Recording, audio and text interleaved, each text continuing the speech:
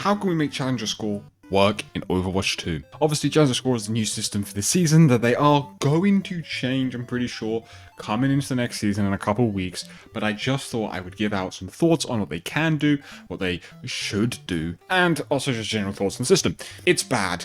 Right, everyone knows it's bad, but without fully reverting it, I want to see what we can do with it. I will also discuss reverting it. The key here, though, is radical iteration. I think they need to actually actively be making changes to these systems very rapidly. The problem that a lot of them fall into, a lot of the new systems fall into, is that they don't get changed nearly as much as they need to be week to week, couple weeks to couple weeks, right? We end up just sat with a system that clearly doesn't work, that doesn't get changed for an entire season.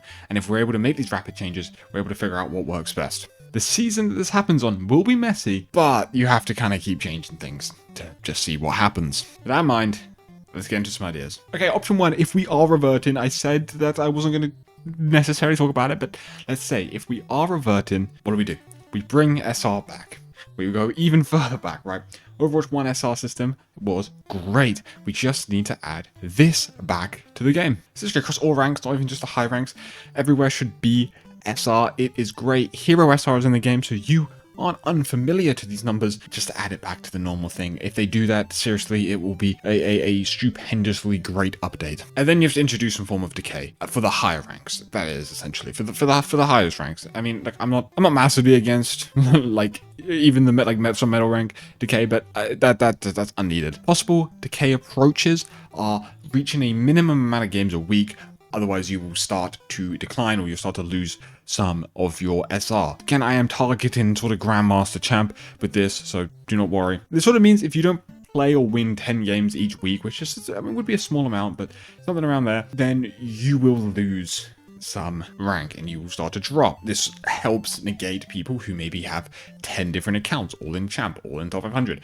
By adding this decay, you can't, maybe you could play this many games on all those accounts, but that's crazy. But you wouldn't want to play and win 10 games across all those accounts in the week, so adding that helps alleviate some of that. Or you'd have like constant small decay that just builds up over weeks, and if you're playing enough, it sort of doesn't really matter. So maybe over the course of a week, you would lose 100 SR or something, I don't know, 500 SR, and every day it's like a 25, 30, whatever. But if you're playing, it doesn't really matter, and it's sort of implemented in a way that you don't notice it. That's where kind of those radical changes though would need to come into play so that we realize how this works, how much you need to lose, how often you need to lose it, because you can't just guess off of this. You don't know how it's going to feel, you don't know how it's going to play, and so you have to keep changing. Why this doesn't just reward the unemployed, I don't know why I have quotations, people are unemployed and they do play Overwatch a lot, right? But one of the big complaints, and kind of joke complaints, but it is a real complaint, is that the current Challenger Score does just reward unemployed people who want to play Overwatch 12 hours a day, don't care if they're getting better or not, they're just grinding Challenger Score. How does Decay not help that? Well, because Decay is obviously different, but the idea is if you can reach top 500, GM, that type of thing, then you clearly have enough time to play enough games to stop Decay from doing anything or affecting you. Because, like, seriously, let's not pretend hitting GM or hitting Champ or top 500 doesn't require an immense amount of time. Like, it does already require you to be grinding and playing a lot, okay? Someone who's just playing 1 hour every day will make very little progress and probably will not be able to hit the ranks where the decay even happens. Okay, my second idea. I've heard similar people say this, similar people. I think Rack Attack has talked about this type of thing before. Maybe not exactly in the way I'm going to discuss, but champion as the Challenger Score. I don't hate the idea of hitting something like Challenger where you then get points to rank up. I think it is quite a good way of doing it for the highest ranks. Right now, though, it does just feel way too focused on playing a lot. You just have to hit a number and then you're competing in Challenger and leaderboards. This is absolutely no flame to anyone in particular, but I was watching a Sunshine Bread stream, right? And she is like Diamond 1, Masters 5, Masters 4. Fine rank to be as well. That's literally where I am, right? And she did not ask for the system either. But it was just funny because you'd see that she was ranked 230 or whatever. And it's just like, that's just because she plays enough to hit that even on Diamond and Master. It's just funny. It's just a funny system because it just rewards you playing a lot, not necessarily being the highest rank. and no one likes it. The top 500 players who actually should be in there don't enjoy it, and the Diamond Masters players don't enjoy the fact that they are now being put on a pedestal, essentially, and be like, hey, look how this person just plays a lot and isn't actually good at the game. They don't like that either, right? No one is winning here. So, how do we make this work? First off, Champion is now the new challenger. If you hit Champ, the normal way you'd hit Champ, no score thing where you need to reach a certain number, none of that. Champion, if you just hit Champion, you're GM1, you rank up a Champ, boom, you can start earning Champion score, or Champion points, whatever you want to call it, some random name. Which I think is similar to how Radiant in Valorant works, as far as I'm aware. The thing is that when you hit Champ, it doesn't just give you more SR or more percentage, it gives you random points and random score tied to being Champ. It allows the very top players to noticeably have a difference and to see how far away they are from hitting the next rank. If you are rank 12, you can understand how far away you are from rank 1. Right now, you kinda can't. Well, before the challenges. The challenger completely ruins everything. But before challenger, you also just couldn't tell. It helps track your progress, gives you a real estimate of how much better you're playing this season than the last one. It helps understand how large of a gap there is between the rank 1 guy and the rank 50 guy. This is also the benefit of SR, so SR also would help with this. Now, let's go over some uncapped score, grind concerns, sort of any problems that there would be with this system. Now, if the score is completely uncapped and you can just go up to infinite, I'm aware that it could get very stupid and again, reward unemployed grinders. I'm not a dev or a systems guy. I just really like thinking about games, and so I'm obviously not qualified technically, right?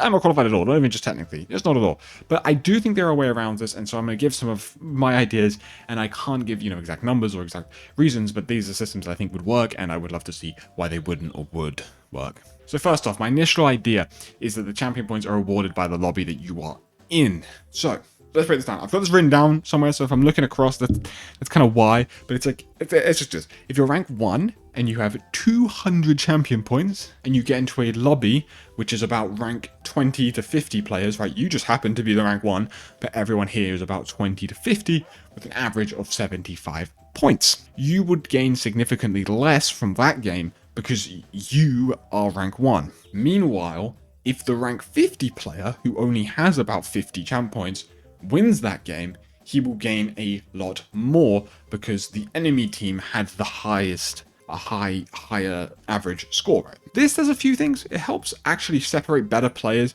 a lot quicker. And I will get into the cons of this very quick because I know there already are lots. It does help separate better players quickly because if you're really good, then you're going to be winning these games. And if you're really good but you're in a low rank and you play against a good lobby, you will win and gain a lot for it. And so you're rewarded very quickly. So it means you can play less, but winning matters so much more, because if you win, you will be the highest rank. But if you just play loads, you will obviously even out, and it will be whatever rank you deserve. There are a few flaws. Boosting could obviously exist. I mean, this is less common in the higher ranks, but it could still exist, where you sort of have a really wide gap anyway, and so then the lower rank player might get boosted up a bit more, right? So if you are in the lobby as the guy with 2 champ points and your teammate has 220, you're going to maybe win that game, and the average of the lobby means you're going to get rewarded more for it. That's the only problem. Boosting is less common though in the highest of ranks, because to be the highest of ranks you really have to be quite good, but that can happen, and can happen accidentally. And it means matchmaking quality matters a lot more, because if you have a really messed up matchmaker, you can get these really wide games and you can really mess up everyone. You can get people being boosted for no reason, you can get people getting deranked without actually being good. It requires matchmaking to be good and match quality to be consistently good, and that is just largely impossible in a competitive game, and especially at the highest ranks where there is just a very little amount of people playing. This is why that fast, radical iteration of changes would be necessary to sort of figure out how we can make this work. My other idea is to have it be the lobby average champ point gain thing, which is sort of not quite how Challenger works right now. A Challenger score right now works where the highest rank person in the lobby dictates the Challenger score, I'm pretty sure, which is a bit of a weird system, I will be honest, but it's whatever. It's kind of similar to what I said earlier, but anyway, here's my revision. Instead of champ points being scaled individually by the lobby, right? They're based on the average champ points of the lobby. So again, I've got some numbers over here that I'm going to go over. If the average lobby value is 100, the 220 point player will gain 10, and the 70 point player will also gain 10. But say the average lobby value is a 200, right? Everyone is still gaining the same amount. Like it is dependent on the average lobby's value. So if it, okay, let's give another example. If it was down to 50, right, the average lobby value is 50, the 220 point player also gains 5, and the 70 point player also gains 5, because the average lobby is so low. Now, yes, if someone was 220 and someone was 70, I don't even think the average could be that low. But in theory, right, the individual player doesn't matter. It just means the lobby is 50, everyone gains 5. The lobby is 100, everyone gains 10. The lobby is 200, everybody's going to gain 20. Like, it doesn't really matter. It means your lowest ranked players, if they win in higher ranked lobbies, gain a lot. And if the higher ranked people lose in worse lobbies, they also lose a lot. It's that kind of thing, right? Because again, this is another thing, I should have pointed this out, okay? If you're still here, I need to point this out. Challenger score right now, you lose a reduced amount no matter what. You only lose like 33% of the score. With my system on both versions, you would lose the same no matter what. So in this example where it's an average lobby of 100 and you would gain 10 for losing, you lose 10. So that means the difference between the winning team and the losing team gets even larger because because there's now a 20-point gap between all of them. At first, this could sound worse because it kind of makes everyone even. But that's kind of the point, because again, matchmaking is never perfect. Let's get on to why I think this does actually work better. If matchmaking is wide and messes up, and you get a huge match range, right? You get the entirety of champs and GM players in there. Every single player is punished or rewarded equally. Now, this sounds bad on paper, but it does just mean that all of you are not getting screwed over. No, all of you are getting screwed over, not one guy. So no one gets singled out by bad matchmaking, and when matches are good, it doesn't really matter that it's even, because if everyone in here is a high-rank player, you're all kind of competing for the same thing, you guys don't care. But when it's wide, everyone's getting messed up, so no one cares. And you can't game the system by, dodging or fishing for specific lobbies, trying to queue into worse people to gain, to get easier games and gain a lot. Or there's a lot of ways that it does balance itself more. Bad lobbies will give bad gains for everyone. What this changes is grind still matters to reach champ, but once you are there, right, playing more doesn't automatically mean climbing. You still have to win, and you still have to win in good lobbies. But a grind is always going to be there, because you can't avoid the fact that, yes, if you just played a lot and were good, you're going to do better than the person who barely plays and is good. It's going to be unavoidable without ruining matchmaking. And yes, the grind, like I said, is rewarded, but it's rewarded in the same way hitting GM or champ already rewards grind. That grind buys you into the points, right? And once you're in, it doesn't just decide who's best. Challenger score decides who's best based on the grind. This at least takes into consideration that these players are the best of the best and they're winning a lot. It still means that the rank 1 player can widen the gap in an extreme margin if they are still the best. If they are winning 70% of their games, even if they're gaining the same amount, they're just going to do better because they're winning more. The volume alone doesn't just beat skill. I have yapped a lot. And these ideas are not perfect. There are numerous flaws and holes. I could sit here for another 20 minutes unpicking different holes that I've made, trying to patch them, but then another hole would pop up. The thing is, nothing will ever be the perfect solution. Nothing can be perfect. This goes for life, right? There is never the perfect solution. You're either going to upset... You're going to upset one group, no matter what. You're going to upset some people. Something's going to go wrong. There just isn't enough.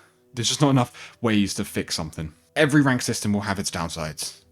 This is about trying to find something that is the most fair, hard to abuse, doesn't reward mindless grinding, and doesn't reward leaderboard camping. So let me know any thoughts or ideas you have. I was just spinning some fun ideas. And again, I don't think they're perfect, but if we were to do a bunch of different iterations and changes every week, we would probably get a perfect system very quick. So just let me know your thoughts. Let me know how you think about my systems, any systems you have in mind. And of course, there will be problems with mine, and so let me know, and I don't mind discussing some of them. Just be kind about it. Anyway, have a good day. Enjoy. Like and subscribe for more of this. I do lots of yapping weekly, sometimes multiple times a week. So if you like the yap, subscribe. Peace out.